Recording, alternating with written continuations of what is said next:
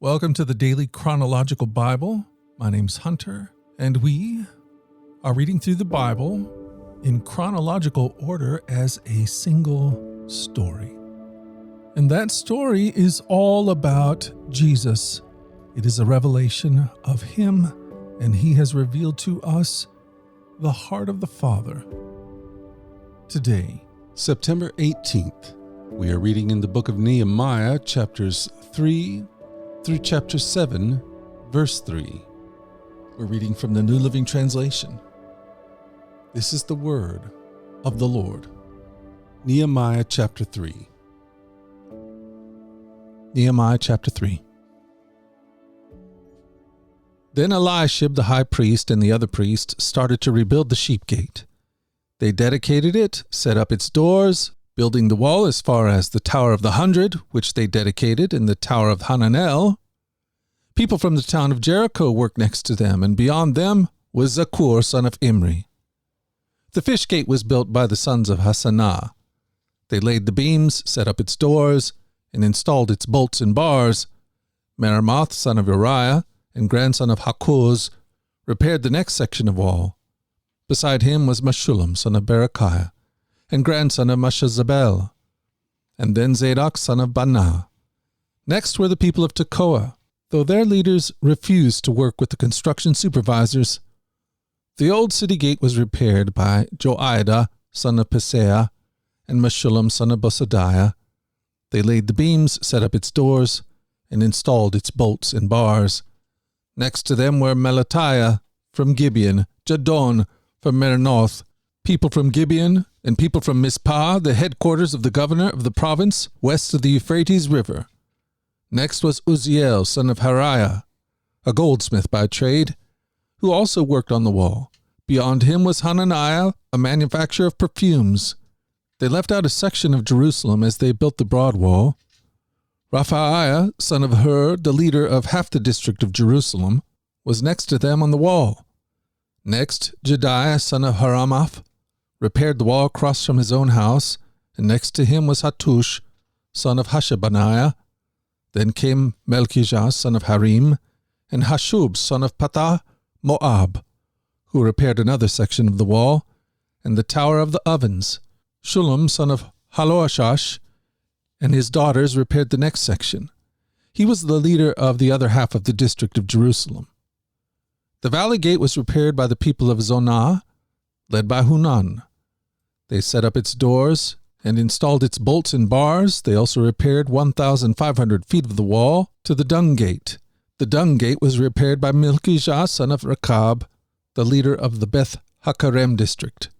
He rebuilt it, set up its doors, and installed its bolts and bars. The fountain gate was repaired by Shullam, son of Kozahaz, the leader of Mizpah district. He rebuilt it, roofed it, set up its doors, and installed its bolts and bars. Then he repaired the wall of the pool of Siloam, near the king's garden, and he rebuilt the wall as far as the stairs that descend from the city of David. Next to him was Nehemiah, son of Azbuk, the leader of half the district of Beth Zur. He rebuilt the wall from the place across from the tombs of David's family, as far as the water reservoir and the house of the warriors. Next to him, repairs were made by a group of Levites working under the supervision of Rehum, son of Bani. Then came Heshabiah, the leader of half the district of Kaliah, who supervised the building of the wall on behalf of his own district. Next down the line were his countrymen, led by Benui, son of Hanadad, the leader of the other half of the district of Kaliah.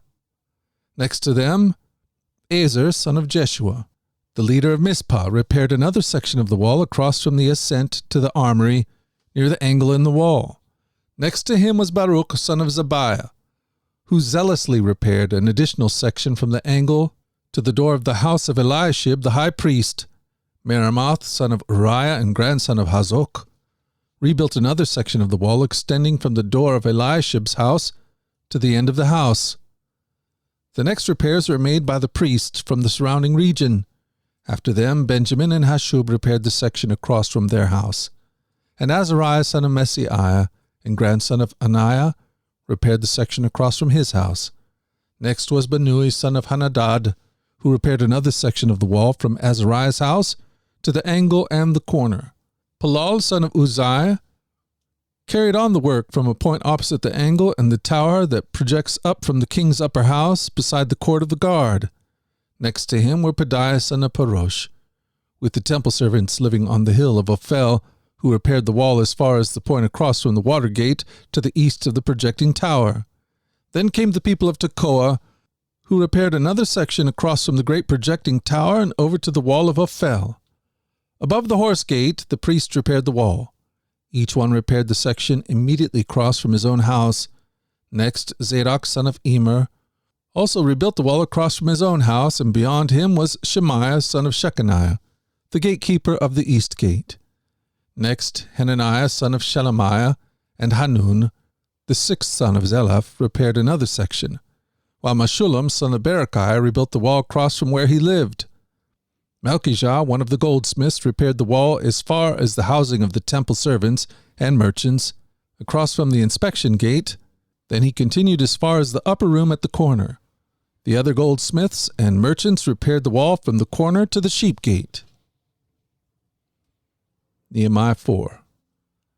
Sanballat was very angry when he learned that we were rebuilding the wall. He flew into a rage and mocked the Jews, saying in front of his friends and the Samaritan army officers, "What does this bunch of poor, feeble Jews think they are doing?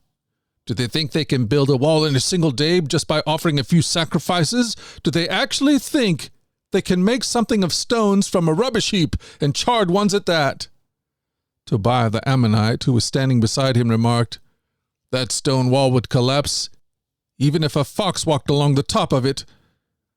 Then I prayed, "Hear us, our God, for we are being mocked. May their scoffing fall back on their own heads, and may they themselves be captives in a foreign land. Do not ignore their guilt. Do not blot out their sins, for they have provoked you to anger here in front of the builders." At last the wall was completed to half its height around the entire city, for the people had worked with enthusiasm. But when Sanballat and Tobiah and the Arabs, Ammonites, and Ashdodites heard that the work was going ahead and that the gaps in the wall of Jerusalem were being repaired, they were furious. They all made plans to come and fight against Jerusalem and throw us into confusion. But we prayed to our God and guarded the city day and night to protect ourselves. Then the people of Judah began to complain. "The workers are getting tired, and there's so much rubble to be moved. We will never be able to build the walls by ourselves." Meanwhile, the enemies were saying, "Before they know what's happening, we will swoop down on them and kill them and end their work." The Jews who lived near the enemy came and told us again and again, "They will come from all directions and attack us." So I placed guards behind the lowest part of the wall in the exposed areas. I stationed the people to stand guard by families, armed with swords, spears, and bows. Then as I looked over the situation, I called together the nobles and the rest of the people and said to them, "Don't be afraid of the enemy. Remember the Lord, who is great and glorious, and fight for your brothers, your sons, your daughters, your wives, and your homes." When our enemies heard that we knew of their plans and that God had frustrated them, we all returned to our work on the wall. But from then on, only half my men worked, while the other half stood guard with spears, shields, bows, and coats of mail. The leaders stationed themselves behind the people of Judah, who were building the wall. The laborers carried on their work with one hand supporting their load and one hand holding a weapon. All the builders had a sword belted to their side. The trumpeters stayed with me to sound the alarm. Then I explained to the nobles and officials and to all the people, "The work is very spread out, and we are widely separated from each other along the wall. When you hear the blast of the trumpet, rush to wherever it is sounding. Then our God will fight for us." We worked early and late, from sunrise to sunset, and half the men were always on guard. I also told everyone living outside the city wall to stay in Jerusalem. That way they and their servants could help with guard duty at night and work during the day. During this time, none of us, not I, nor my relatives, nor my servants, nor the guards who were with me, ever took off our clothes. We carried our weapons with us at all times, even when we went for water. Nehemiah chapter 5. About this time, some of the men and their wives raised a cry of protest against their fellow Jews. They were saying, "We have such large families. We need more food to survive." Others said, "We have mortgaged our fields, vineyards, and homes to get food during the famine." And others said, "We have had to borrow money on our fields and vineyards to pay our taxes. We belong to the same family as those who are wealthy, and our children are just like theirs. Yet we must sell our children into slavery just to get enough money to live. We've already sold some of our daughters, and we are helpless to do anything about it, for our fields and vineyards are already mortgaged to others." When I heard their complaint, I was very angry. After thinking it over, I spoke out against these nobles and officials. I told them, "You are hurting your own relatives by charging interest when they borrow money." Then I called a public meeting to deal with the problem. At the meeting, I said to them, "We are doing all we can to redeem our Jewish relatives who have had to sell themselves to pagan foreigners. But you are selling them back into slavery again. How often must we redeem them?" And they had nothing to say in their defense. Then I pressed further. "What you are doing is not right. Should you not walk in the fear of our God in order to avoid being mocked by enemy nations? I myself, as well as my brothers and my workers, have been lending the people money and grain. But now let us stop this business of charging interest. You must restore their fields, vineyards, olive groves, and homes to them this very day, and repay the interest you charged when you lent them money, grain, new wine, and olive oil." They replied, "We will give back everything and demand nothing more from the people. We will do as you say." Then I called the priests and made the nobles and officials swear to do what they had promised. I shook out the folds of my robe and said, "If you fail to keep your promise, may God shake you like this from your homes and from your property." The whole assembly responded, "Amen." And they praised the Lord, and the people did as they promised. For the entire 12 years that I was governor of Judah, from the 20th year to the 32nd year of the reign of King Artaxerxes, neither I nor my officials drew on our official food allowance. The former governors, in contrast, had laid heavy burdens on the people, demanding a daily ration of food and wine, besides 40 pieces of silver. Even their assistants took advantage of the people. But because I feared God, I did not act that way. I also devoted myself to working on the wall and refused to acquire any land, and I required all my servants to spend time working on the wall. I asked for nothing, even though I regularly fed 150 Jewish officials at my table, besides all the visitors from other lands. The provisions I paid for each day included 1 ox, 6 choice sheep or goats, and a large number of poultry. And every 10 days we needed a large supply of all kinds of wine. Yet I refused to claim the governor's food allowance because the people already carried a heavy burden. Remember, O my God, all that I have done for these people, and bless me for it. Nehemiah 6. Sanballat, Tobiah, Geshem the Arab, and the rest of our enemies found out that I had finished rebuilding the wall, and that no gaps remained, though we had not yet set up the doors and the gates. So Sanballat and Geshem sent a message asking for me to meet them at one of the villages in the plain of Ono. But I realized they were plotting to harm me, so I replied by sending this message to them. "I am engaged in a great work, so I can't come. Why should I stop working to come and meet with you?" 4 times they sent the same message, and each time I gave the same reply. The 5th time, Sanballat's servant came with an open letter in his hand, and this is what it said. "There is a rumor among the surrounding nations, and Geshem tells me it is true, that you and the Jews are planning to rebel, and that is why you are building the wall. According to his reports, you plan to be their king. He also reports that you have appointed prophets in Jerusalem to proclaim about you, 'Look, there is the king of Judah.' You can be very sure that this report will get back to the king, so I suggest that you come and talk it over with me." I replied, "There is no truth in any part of your story. You are making the whole thing up." They were just trying to intimidate us, imagining that they could discourage us and stop the work. So I continued the work with even greater determination. Later, I went to visit Shemaiah, son of Deliah, and grandson of Mehetabel, who was confined to his home. He said, "Let us meet together inside the temple of God and bolt the doors shut. Your enemies are coming to kill you tonight." But I replied, "Should someone in my position run from danger? Should someone in my position enter the temple to save his life? No, I won't do it."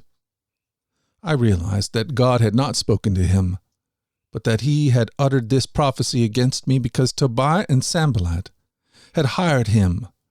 They were hoping to intimidate me and make me sin. Then they would be able to accuse and discredit me. "Remember, O my God, all the evil things that Tobiah and Sanballat have done. And remember Noadiah, the prophet, and all the prophets like her who have tried to intimidate me." So on October the 2nd, the wall was finished, just 52 days after we had begun. When our enemies and the surrounding nations heard about it, they were frightened and humiliated. They realized this work had been done with the help of our God. During those 52 days, many letters went back and forth between Tobiah and the nobles of Judah, for many in Judah had sworn allegiance to him because his father-in-law was Shechaniah, son of Arah, and his son Johanan was married to the daughter of Meshullam, son of Berechiah. They kept telling me about Tobiah's good deeds, and then they told him everything I said. And Tobiah kept sending threatening letters to intimidate me. Nehemiah chapter 7. After the wall was finished and I had set up the doors and the gates, the gatekeepers, singers, and Levites were appointed.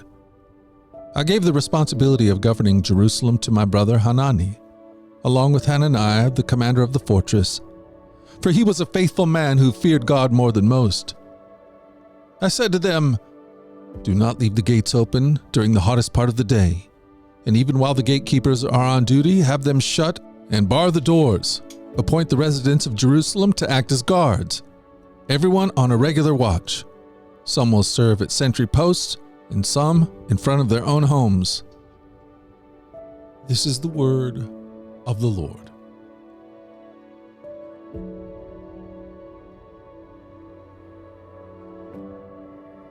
Thank you for joining us at the Daily Chronological Bible. You can find the specifics of our reading plan in the one-year Chronological Bible published by Tyndale Press. And discover more about our other podcasts at dailyradiobible.com, where people from all around the world come to join us in this journey through the Scriptures, where we allow the Scriptures to point us to the God who is love, the God revealed to us fully in Jesus. Again, that website is dailyradiobible.com. Subscribe or follow wherever you get your podcast. Until tomorrow, let's go forward in God's joy. Let's let His joy be our strength. And let us always remember this, that you are loved. No doubt about it. Alrighty, I'll talk to you again tomorrow. Bye-bye.